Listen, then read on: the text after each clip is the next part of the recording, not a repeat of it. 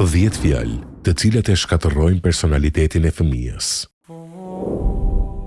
Jo rallëherë ndodh që prindit nxjerrin nga goja fjalë pa u menduar, fjalë të cilat mund të shkatërrojnë punën edukative me fëmijët.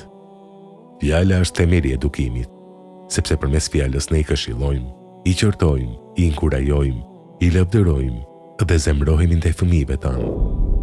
Edukimi i fëmijëve bëhet përmes fjalëve dhe veprave, dhe në të dyja rastet, ajo është një formë komunikimi. Fjala është dialog verbal, ndërsa veprimet janë dialog jo verbal. Pra, e gjithë çështja lidhet me fjalën, që do të thotë se ajo ka lidhje të drejtë për drejtë me edukimin.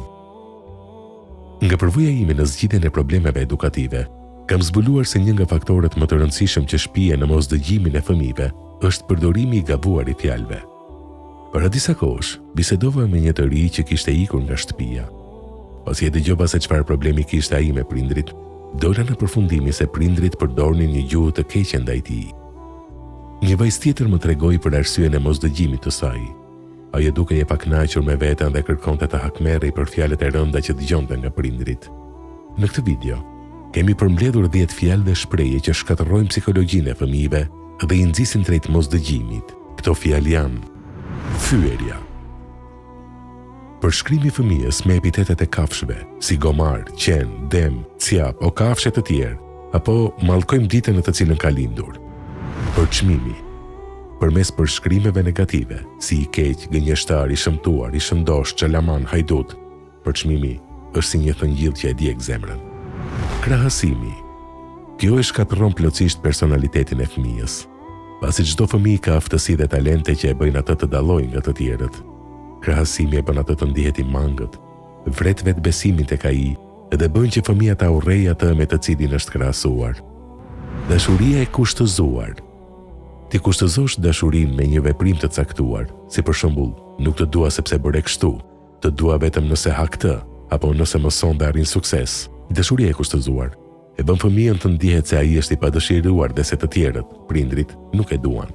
E kur fëmijët rriten, ata ndihen si të pavarur nga familja, për shkak se kur kanë qenë të vegjël, nuk kanë ndier dashuri dhe ngrohtësi. Një arsye pse fëmijët i duan gjyshin apo gjyshen është se dashuria që ata i japin nipit apo mbesës është e pakushtëzuar. Informacioni i gabuar. Si për shembull, burrat nuk qajnë, hesht se je ende i vogël. Ky fëmijë po më çmend, nuk kam fuqi ndaj tij. Zoti do të të ndëshkojë dhe do të të djeg në zjarr. Zhgënjimi. Shprehje si ti nuk kupton asgjë, hesht o djall, nuk ka shpresë për ty. Kërcënimet e gabuara. Si do të ta thyej kokën, do të ta pij gjakun, do të të vras. Ndalimi pa arsye, si për shembull, vazhdimisht pas një arsye i themi fëmijës jo, apo refuzojmë të përgjigjemi kërkesave të tij pa ia shpjeguar përse. Mallkimi. Si për shembull, zoti të marrë, vdeksh, mallkuar qofshe të tjerë. Turpërimi. Zbulimi i sekreteve dhe privatësisë së fëmijës. Këto pra janë 10 fjalë, të cilat e dëmtojnë personalitetin e fëmijës. Teksa po lexoja një studim, hasa në rastin e një fëmije, i cili deri në moshën e adoleshencës kishte dëgjuar plot 16.000 fjalë të këqija nga prindrit. Mirëpo studimi nuk përmendte vetëm se një prej 10 rasteve të lartë përmendura. Imagjinoni një fëmijë që akoma nuk i ka mbushur 8 vjeç dhe fjalori i tij është i ngarkuar me 5.000 fjalë që e dëmtojnë personalitetin e tij. Padyshim që efekti i tyre negativ do të jetë shumë herë më i madh se sa efekti i armëve të shkatërimit në masë. Profeti Muhammed a.s. e ka përmbledhur gjithë këtë artikull në 4 fjalë. Besimtari nuk është shpifës, mallkues, i pacip apo vulgar.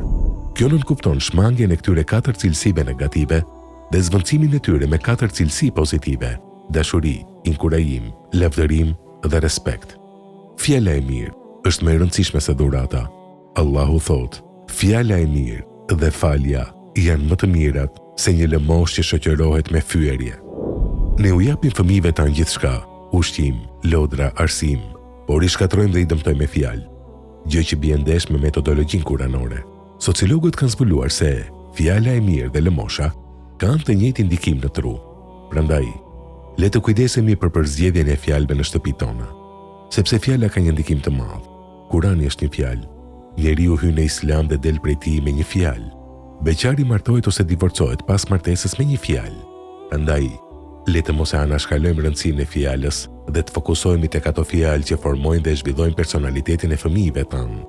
Përmes fjalëve, arrim të sjellim paqe dhe harmoni, duke rritur kështu fëmijë të mrekullueshëm.